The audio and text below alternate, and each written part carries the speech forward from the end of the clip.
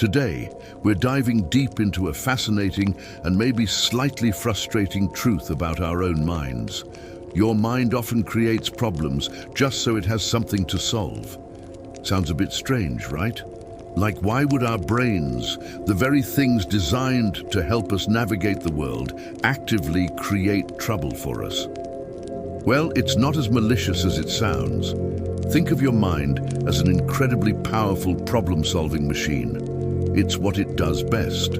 It's constantly scanning, analyzing, and looking for patterns. This is an amazing evolutionary tool that helped our ancestors survive. They needed to spot the predator in the bushes, figure out where the next meal was coming from, and predict the change of seasons. The problem is, in our modern world, most of us aren't facing life or death threats every single day. We have food, shelter, and a level of safety our ancestors could only dream of. But this superpowered problem-solving machine, it's still running on full blast 24/7. And when there aren't enough real, immediate problems to solve, it starts to get a little creative. It starts manufacturing them. Have you ever found yourself replaying a slightly awkward conversation from 3 days ago, analyzing every word you said? Or maybe you spend hours worrying about a hypothetical future event that has a tiny 1 in a million chance of happening. That's your mind, bored and looking for a puzzle. It's like a brilliant detective with no cases to solve, so it starts looking for clues in dust bunnies. This mental habit is often the root of so much of our daily anxiety and overthinking. The mind latches onto something small, a weird look from a co-worker, an unreturned text message, a vague comment from a friend, and it blows it up into a full-blown crisis. It spins stories, creates villains, and builds intricate dramas, all because it's desperate for a problem to chew on. It wants to feel useful, to flex its analytical muscles, so it creates a what-if scenario. What if my boss thinks my idea was dumb? What if that person was laughing at me? What if I fail this presentation?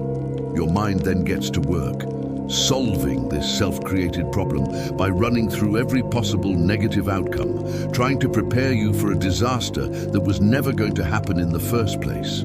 It feels like you're being productive, like you're preparing for the worst. But in reality, you're just stuck on a hamster wheel of your own making, burning through emotional and mental energy. Recognizing this pattern is the first, most powerful step toward breaking free.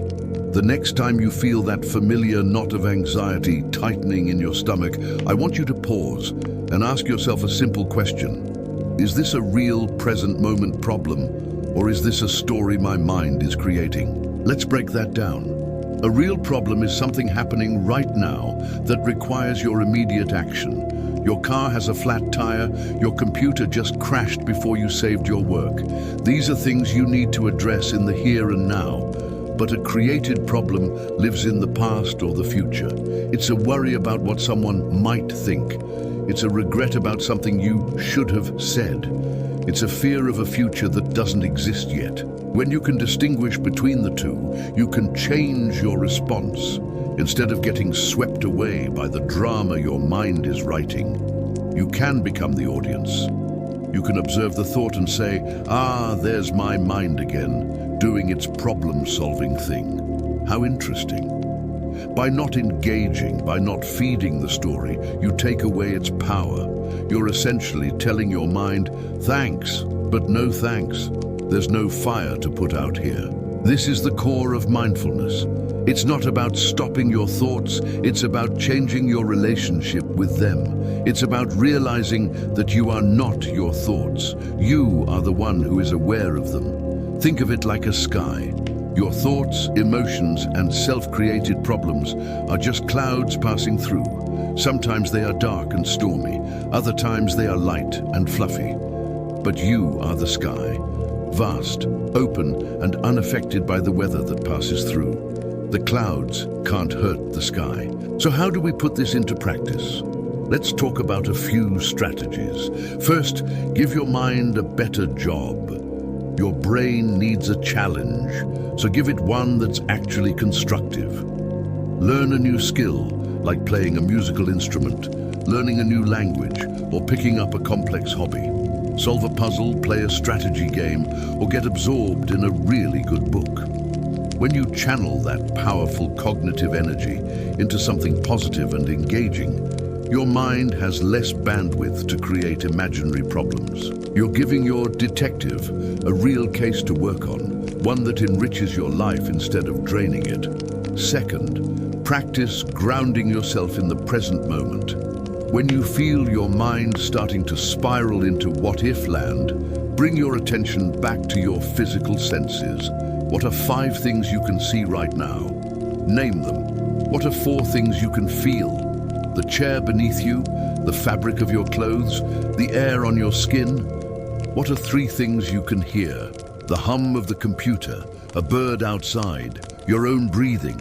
2 things you can smell and 1 thing you can taste. This simple exercise yanks your attention out of the imaginary world of worry and plants it firmly back in reality, where things are usually okay. Third, develop a thought-checking habit. When a worrying thought arises, don't just accept it as truth. Interrogate it. Ask yourself, what is the evidence for this thought? What is the evidence against it? Am I jumping to conclusions? What is a more balanced, realistic way of looking at this situation?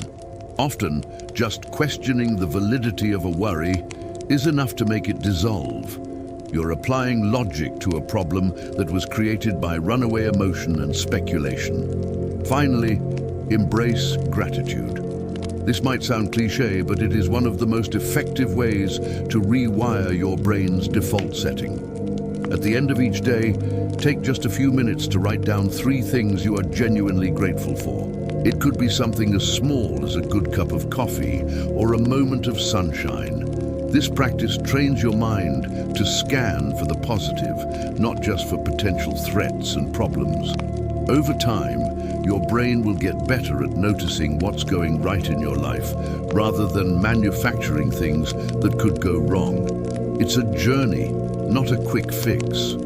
Your mind has been practicing this problem-creating habit for your entire life, so it will take time and consistent effort to build a new one. Be patient and compassionate with yourself. There will be days when you get caught in the thought storm, and that's okay. The goal isn't perfection, it's awareness. Every time you notice your mind creating a problem, you have an opportunity to practice stepping back and choosing a different response. By understanding this quirky feature of our own psychology, we can stop being prisoners of our own minds and start using them as the powerful, creative tools they were meant to be.